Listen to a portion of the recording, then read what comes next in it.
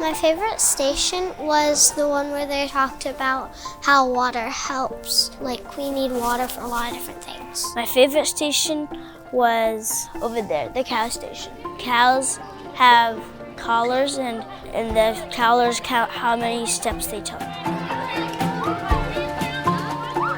The Whatcom Farm Circle is a 3rd grade field trip program. We have 6 different stations that students experience throughout the day, and they're all just focused on highlighting the big picture of agriculture in Whatcom County. The potato station, and you learned about the different insides of the potatoes. The raspberry station. We got to learn about how they harvested the raspberries.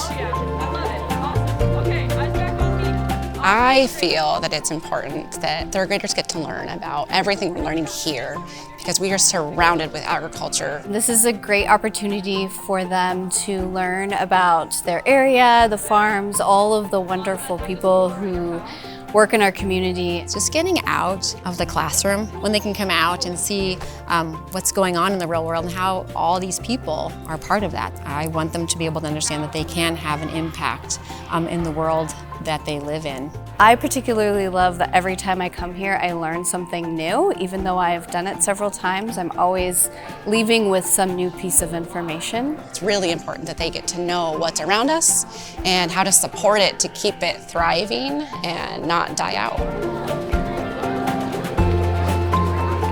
Many students in Whatcom County, and even adults, have no idea what is growing here. And I watch these kids just light up in seeing, oh wow, that was a raspberry? Oh, that's what potato flowers look like? Oh, I can recognize that now. I really hope that the students can just learn that agriculture is an everyday thing. It's really fun to get to teach them about where their food comes from at the local level and the important parts of agriculture and farming in Whatcom County.